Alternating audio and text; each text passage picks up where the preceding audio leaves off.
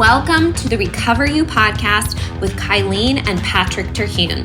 It's here that we talk about sex addiction, betrayal trauma, mental, emotional, and physical health, faith, and anything and everything needed to recover you to your most authentic self that God created you to be. All right, welcome to part two. Part two. Again, unprepared. I should have had a title prepared. Part two of the unusual things that we did. I guess that's the title. That's the title of the unusual things that we did.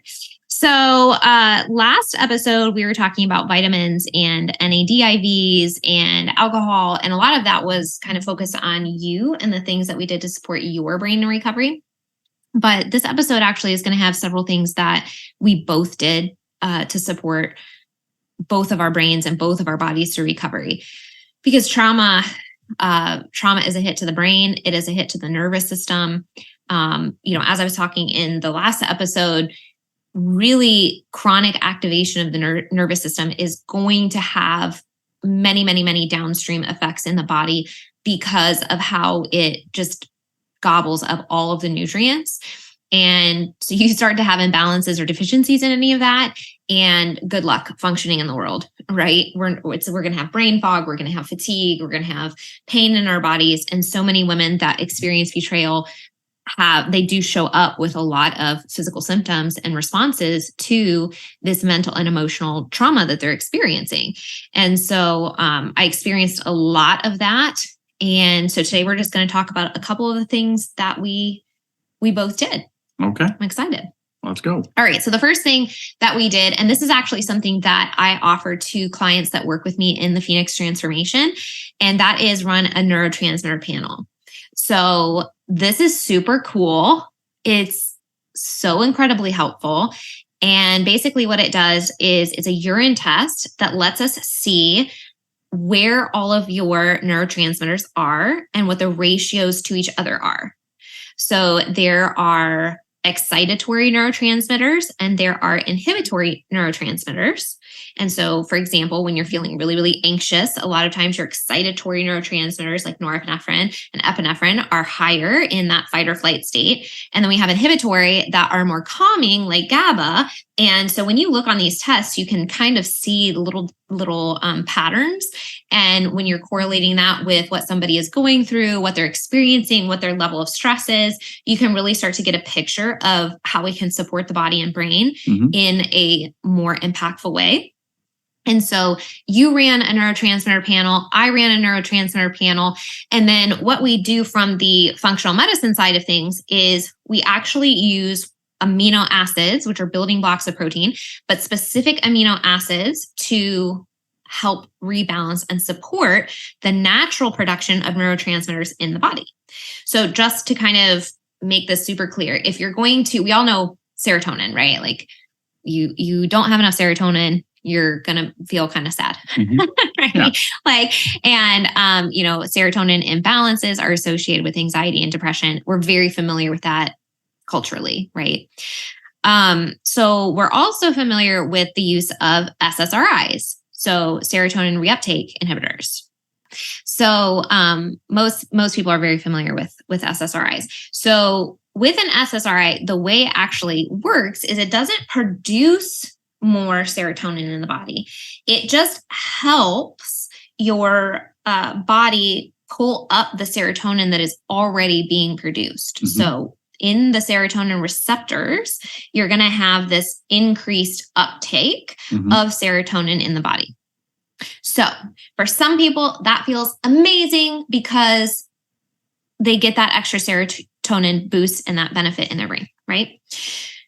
For other people, they might feel really good and then over time not feel as good. And so they have to increase their dose. And then for other people, it might not work at all, or they might dislike it over time, or it might not have the impact that they want.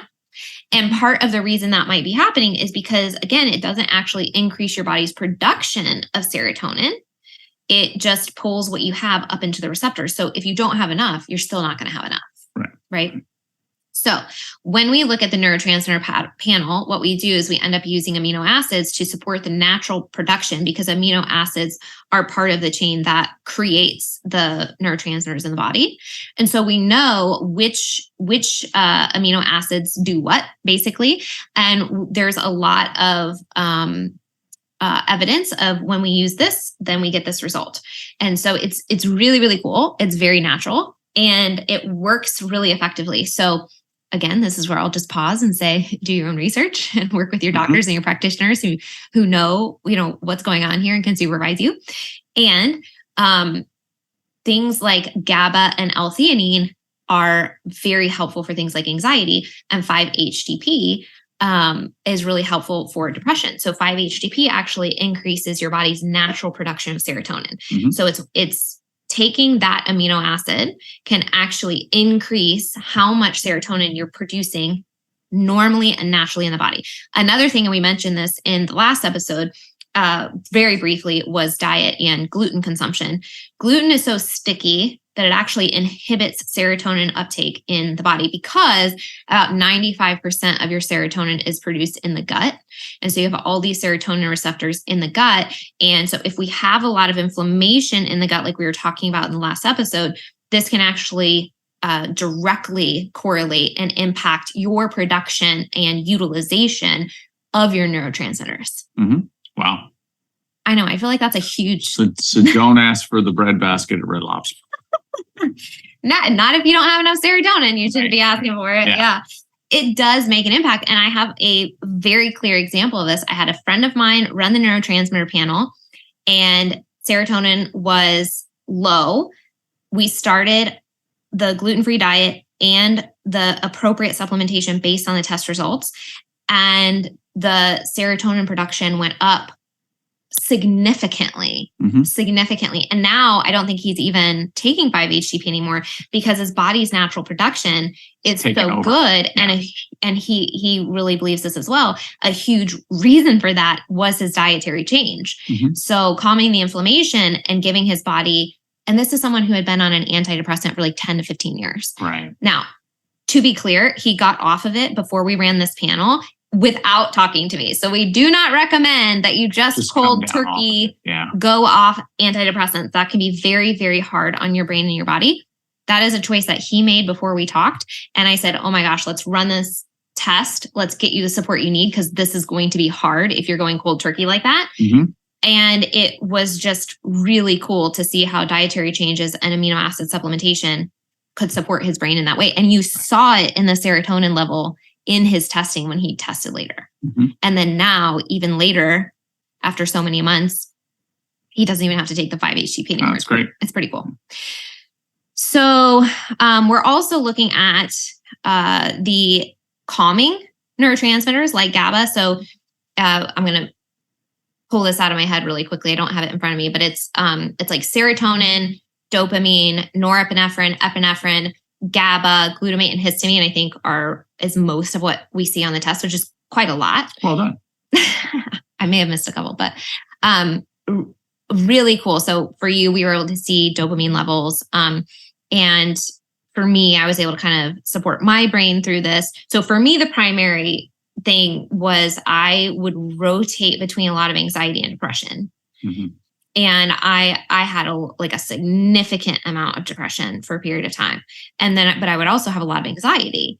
And so some of the things, and I actually just recommended this to a friend the other day, and you recommend it to guys all the time too, is GABA. GABA is an it's the name of an amino acid, but it's also the name of a neurotransmitter. So if you're needing the GABA neurotransmitter, you actually take the GABA amino acid. So that one's really easy to remember. If you need GABA, which is calming, you take GABA. So that one's super, super easy to remember. 5-HTP and serotonin, like those aren't the same name, but that's the correlation there. So GABA is very, very calming. And I actually had a client once tell me that it was better than her anti-anxiety medication, which is with no side effects. With no side effects. Yeah. That's like the crazy thing about it. It's just calming. Like that's the side effect, which is great. There's no sleepiness with it. There's no, I don't think anyone would have sleepiness with it. It's really just more calming the anxiety. Yeah. It's just You awesome. may be more sleepy because you're calm. Yeah, but it's not like, It's not making you sleepy. Yeah, or even some antidepressants are actually antihistamine, Mm-hmm. and those can make you really sleepy and they Mhm. kind of make you tired. So that's not, GABA doesn't do that. And then L-theanine is another amino acid that can be really supportive for calm as well. And I like to pair GABA and L-theanine together. Now, back to the sleep part, if you take GABA before bed, it may help you sleep better, not because it's like putting you to sleep, but because of that calming action and Yeah. everything. So just, I would experiment with it, like maybe start taking it in the evening just in case. Mhm. But L-theanine can actually help your brain with some focus and everything as well. So another really cool thing about GABA is that it does help calm brain inflammation. Yeah. So it's like, ooh, we got something that's calming brain inflammation. We use L-theanine over here for a little bit of focus, and we have this super powerful calming combo. Mhm. I really, really like that. It works really well together. And with women, when you are on the second half of your menstrual cycle, as your progesterone increases, your GABA naturally increases. So you may notice in the second half that you feel a little more calm because you are naturally producing more GABA, which is kind of cool. That is cool. So if you're not producing enough progesterone, you may notice that you have a little more anxiety. Right. And so, yeah.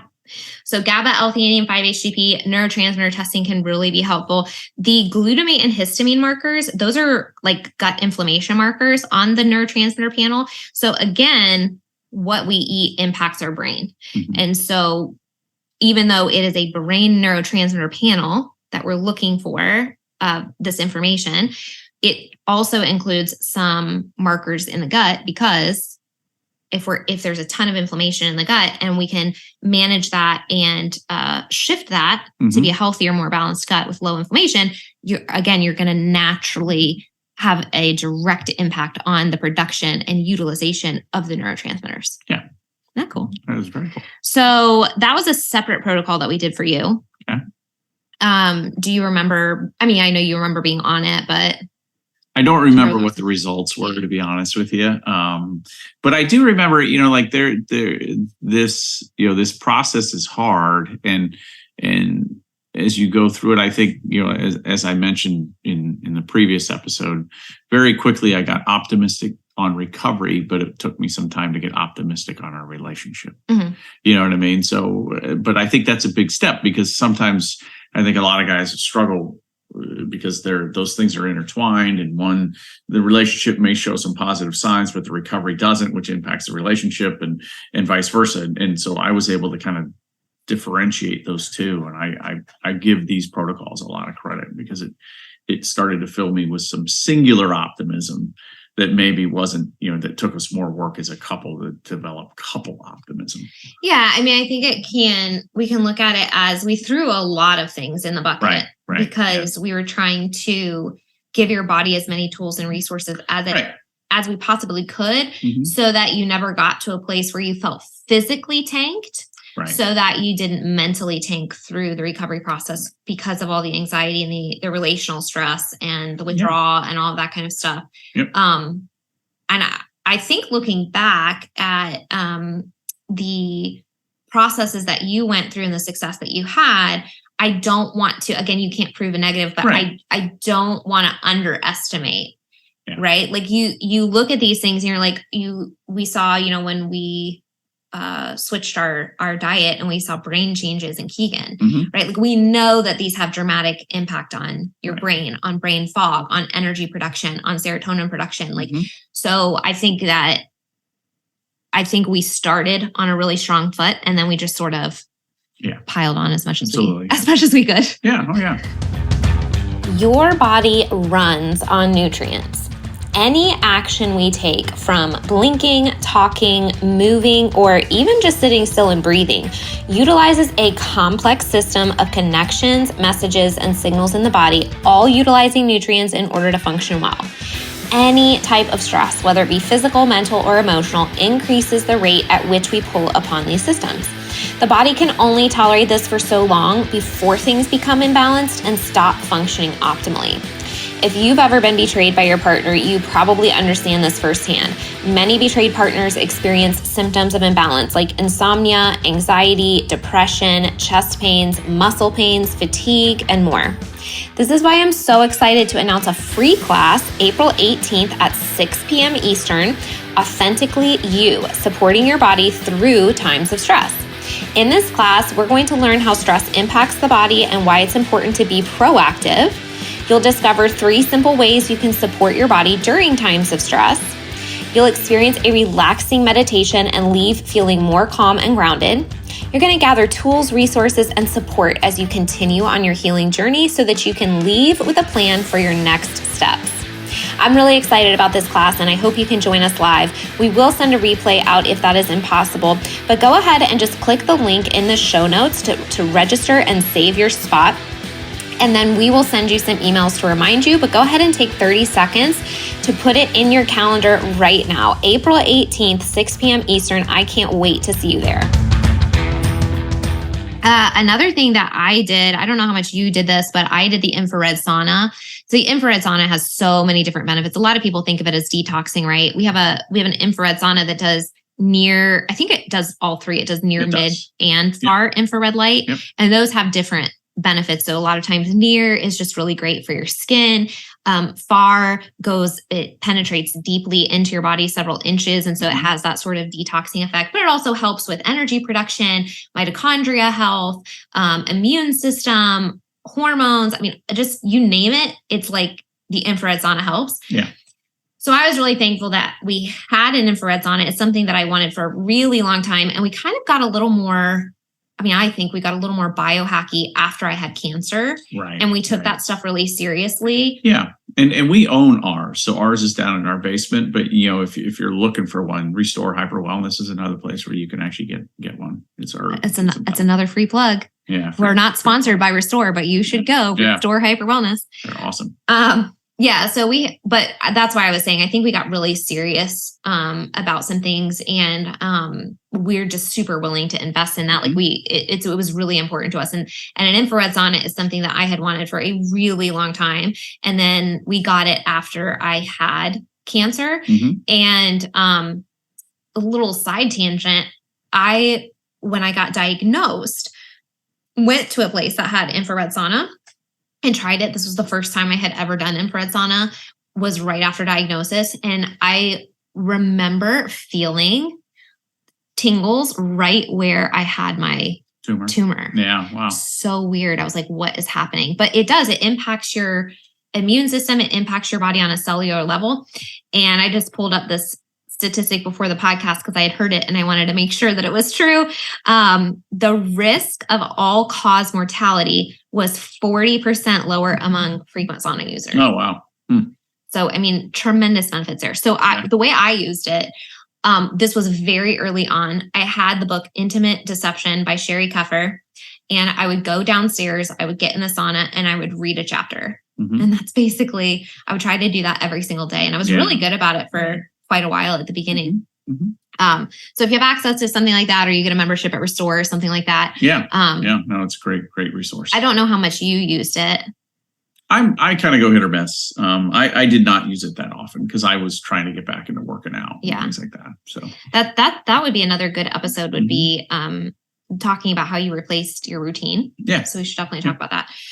So the infrared, more to come. So the infrared sauna was really awesome. Mm-hmm. I kind of, for myself, view it as like the human charger. Like if I was a cell phone, the sauna is the charger. Mm-hmm. So I think people just feel really good. Now, I always tell people this whenever I am recommending that they use a sauna. I always recommend that they massively hydrate afterwards. Yeah. Because, usually the goal with the sauna is that you are rolling in sweat at the end.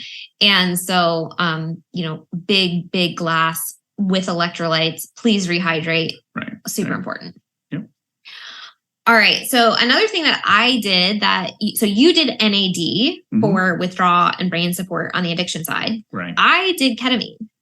So again, we're getting into the really out there kind of stuff, but I thought it really helped. So ketamine it was actually used as an anesthesia medication. And in the 1990s, they actually started to understand that it could be used in a different way, because soldiers that had been injured in battle who underwent surgery using ketamine did not develop or rarely developed PTSD, while soldiers who had other types of anesthesia were more likely to develop PTSD. Wow. So they started to notice that it had this impact. And I remember hearing another anesthesiologist talk about using ketamine and like something clicking in his brain when he realized that his patients were waking up laughing. So they started to research this. So now it is not just used as anesthesia, it's actually used under medical supervision for things like anxiety, depression, I think maybe even a little bit for OCD and definitely PTSD disorders, which is just super cool. It's very cool. It works basically as, I think it has some anti-inflammatory properties to it. And then it's also neuroregenerative. So it actually stimulates regrowth of neurons. Wow. And synapses and all that kind of brain pattern stuff, which is, with addiction recovery, you're creating like all these new neuro pathways. Well, you're going to have to do that through recovery of trauma too. And so, especially when you drop down so deeply into grief and depression and anxiety, it's like, what can we use to kind of boost us out of that? Now, to be completely open about it, I struggled with it because, I got really nauseous the first time. So then they started giving me Zofran with it. But then I was getting a lot of migraines along with it. Now, I had a lot going on, obviously, during this period of time. There was a lot of stress. And I was also noticing a lot of hormone shifts as well, because like after the trauma, I had really, really bad PMS. So there were a lot of things going on in my body. So you're typically supposed to do ketamine treatments very close together with like 6 back to back, like within a few weeks, I think, like maybe within a month. So very quickly you go through the 6 sessions to see the most optimal effects from it. Because I was struggling, we really separated and took a lot of time in between the sessions because I was trying to figure out like, Zofran, no Zofran. Does it matter if I'm doing this in the first half of my cycle versus the second half of my cycle? Like, how do I navigate this so I actually feel good afterward and I'm not struggling with these headaches and nausea and stuff like this? So finally, I think it was like the 4th session, we finally figured it out. Yeah. Oh, it was the most magical session. It was so freaking cool. So I was noticing that even though it was kind of uncomfortable for me and I had some side effects, I did notice that it was impacting my brain. But then when we got to the 4th session and we had kind of figured out like the right time of month to do it, no Zofran for me, the right dosage for my body, all this kind of stuff, I also noticed that closing my eyes and listening to the right type of music made a difference. And so you remember this session. I went in, I closed my eyes, I had the music. That was the only session I had that I did not want to come out of. I was like, this is amazing. And I distinctly remember being like leaving with the feeling, having the feeling in the session, it's all going to be okay. And I remember saying to you, I was like, I don't want to come out of it. I didn't want to come out of it. Where the other sessions had been a little more trippy for me and it wasn't super like a comfortable, pleasant experience. This one was just, everything was right. And the way it was working on my brain that particular day was super cool. So again, it's a little unusual, but it's definitely something to consider. You want, what you'd be doing is looking for medically supervised ketamine, because obviously it's my understanding. Yeah, there was an anesthesiologist that administered it. So and it's my understanding, though, what I was going to say is that I think ketamine is also a street drug that you can. I believe so. So like, let's not do that. Okay. That's not what we're talking about. You go in, it's utilized as a medical treatment. You're under supervision of a doctor. You go home. There are also ways to do it where you have people that are more trained in integration and helping you process when you're under the influence of something like ketamine. So they can actually like ask you certain questions during the process to help you process your trauma when you have the support of the medicine in your body, and then help you integrate, the benefit afterwards. So that's another level that I never experienced, but I know it's out there. So definitely something to consider. But I mean, you remember when I did ketamine, what were your thoughts on it? Well, I think, I remember just my own thoughts where I wanted you to heal and to feel better. And so I think the first one was a little rocky. Oh yeah, it was weird. And so I was like, well, maybe that won't work. And then, but you're right, we kind of figured it out. And I think each successive one, you felt a little bit better. So, the healing is a spiral, and sometimes it feels like you're going backwards and stuff like that. But it was always in my mind, was a little bit of a step forward with you each time you came out of it. So that was always a nice thing to experience. Yeah. It was, for me, it was very interesting because, like you said, the first one was very much like, for me, it was too high of a dose. Well, it was like you had surgery. Like it was like after that, where you're really groggy and you just have to go home and go to sleep. And it was very trippy. Yeah. It was like the room was kind of spinny. Mm-hmm. What we found out was that the dose was way too high for me that first time. I'm very much a lightweight, and we started a little too high. So I was like, whoa, I don't really like this. This is not. Yeah. So we figured it out. Mm-hmm. Yeah. All right, cool. Anything else that you remember doing that you think was a little out there, a little different, a little unique? No, but one of the things that I've always thought about through this process is it would have been nice, like, and of course you don't think about this on day one, but it would have been great to like get a brain scan of myself on day one. Yes. And then see what my brain looked like. Because I mean, the one of the things that, addict brains have a lot of pits in them and things like that. They don't look healthy because the blood flow is diverted. SPECT scan, SPECT. Yeah. So it would, it's always, as I look back now, I'd be like, oh, it'd be so great to like compare my brain today to my brain, day one. Yeah. And it would have been nice, like you think through that, like, run a full panel of tests and stuff day one and get all that done and use it as a baseline and then run it in 90 days. Oh yeah. After just sobriety, no behavior, and just, kind of support and then do it again. We didn't even talk about the fact that your blood pressure, like immediately started to come down, and it kind of had some ups and downs, but it in general was trending down, and now I'm in fantastic shape. But yeah, I think that's the one thing that I don't view it as a lost opportunity because the healing was but it's a wonder. It would have been cool to see. Yeah. So if you guys are unfamiliar with that, SPECT scan scans the brain, and you see, if you follow Dr. Amen, AMEN, on social media, Dr. Amen Clinics, he has done the most SPECT scans, I think, of anyone ever, and done like the most research with all of that. And he will show pictures of these different brains. And it's really fascinating because I think even the Conquer program has a picture of that, right? Like he's like, it's a healthy brain, a brain on heroin, and a brain on sex addiction. Yep. And the sex addict brain in that particular comparison was like worse than the heroin addict brain. Yep. Crazy. Yeah. And I think it was an 18-year-old brain too. Which is even more interesting, So get those omega-3s in there. Yeah. That's what we need. Yeah, absolutely. Okay. So now, all right. So we're kind of in, I guess I would say maintenance phase, right? Like we threw a lot into it. We supported our bodies. We're always interested in learning more and gathering more opportunities and growing personally and emotionally. And we're still doing a lot of growth work in those areas. And one thing I decided to try recently was Juice Plus. Yeah. So if you've heard about it, a lot of people have. It's a pretty popular brand. Yes, we have it here if you're watching the video. But basically, I had tried this a long time ago and never really thought much of it.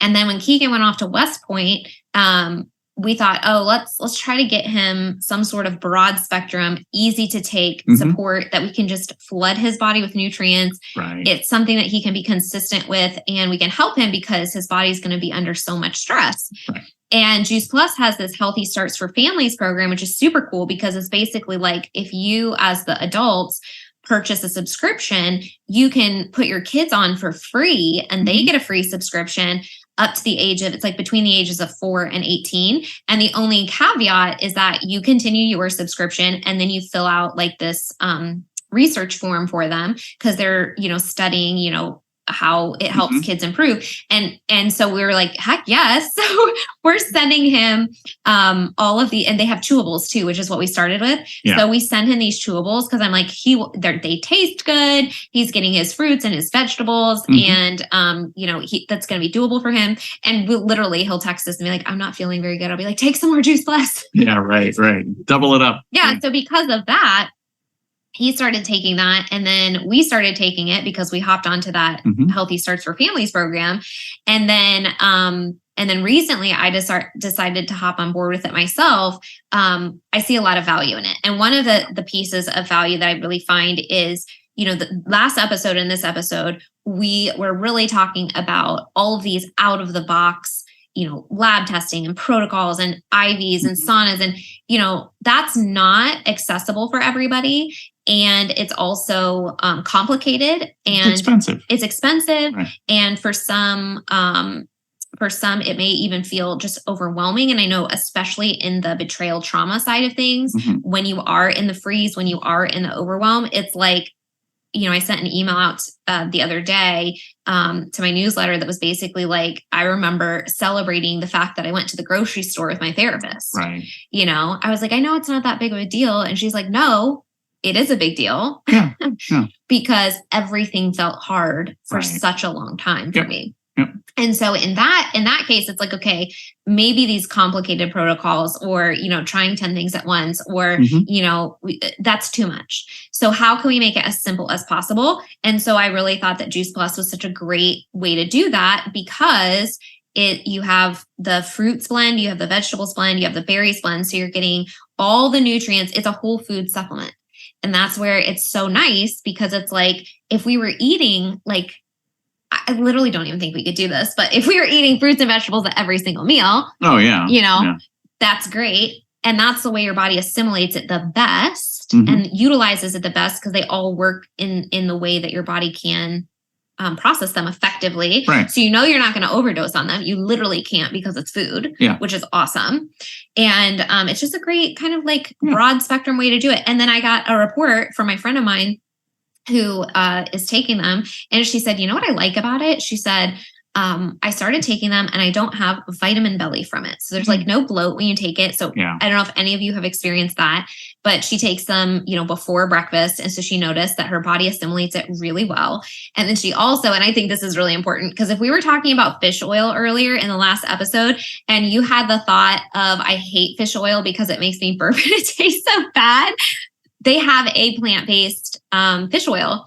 And my initial thought, working in functional medicine and knowing about fish oil and the importance of it and being super conscientious about getting high quality fish oil supplements from specific brands was plant-based isn't going to be as good, but they don't give you the fish oil burps, first of all. And the way they do it is they cold process it. And the reason is really, you have to be very careful if you're getting fish oil is because it can get rancid. So the way that the company processes the fish oil is really important. And then the way you store it and all. So it's if you are getting fish oil omegas, that's great. Just be super careful what company you buy them from. So then I was looking into the Juice Plus fish oil and it's like cold pressed. They're very careful. It's plant-based. And, if you think about it, the fish are eating the algae and getting the omegas from the algae and stuff like that. And the algae is in the plant-based fish oil. So anyway, you're not going to get the fish oil burps and they're very conscientious about how they preserve it so that it's packaged really well. So that's super cool. So anyway, we'll put the link to that in the show notes as well. So if you're interested in trying that, again, it's simple, it's easy, it's not overwhelming. You know that you're going to get the nutrient density that you need under the stress that you're experiencing. And then if you do have kids, try the Healthy Starts for Families program and get your kids some chewables. And it's a great way to kind of get some more veggies into their day. And my little niece, how old is Ray now? A little over 1, right? A little over 1. Yeah. I asked my sister, hey, does she want some chewables? She's like, yeah, she'd love that. And she was walking around her house last night, just shoving them in her mouth. Like, I'm like, hey, get your vegetables in. Right. So she loved it. So we'll put the link to that in the show notes if you're interested. If you have any questions, just reach out about that. But I hope these episodes have been helpful and encouraging. For me, I'm always looking for new ways to grow, new things to understand, new things to learn. So I hope that this brought something new and interesting into your life that may be supportive and helpful as you and your spouse go on this recovery journey. And And I think it's sorry, did I cut you Nope. off? No. I was going to say, I think, you're worthy of living a healthy life, and no matter what you've done. And so, this is one of those things where it can start to move you into that range, and you start to feel better, and it becomes a self-perpetuating cycle. You feel better, so then you want to keep doing things to make yourself feel better. Yeah. And so it's just, just remember you're all worthy of that. And I think that's the lesson. So, yeah, I would say you are the most important thing that you can invest in your life. Absolutely. Because then that is going to have a ripple effect with everybody that you know. So people that are concerned that focusing on themselves is selfish, I think focusing on yourself and getting yourself healthy is the best thing that you can invest in ever. Yeah, absolutely. Whatever that means, if it's therapy, if it's supplements, if it's, whatever it is, because then you end up being the best version of yourself for everybody else in your life. Right. And if you are working on empty, you're not going to be able to work at your best in those relationships and, parenting and being a spouse and being a friend and all that kind of stuff. So I think it's the opposite of selfish. I think it's one of the best things that you can possibly do. Absolutely. Is to invest in yourself and your health. Agreed. All right. See you next time. Thank you. Thank you so much for listening. If you found this podcast interesting or helpful, it would mean so much if you leave a 5-star review or post a screenshot and share on social media. We are on a mission to share the message of recovery, and you can help get the word out. If you know a friend who could use this podcast, please share it.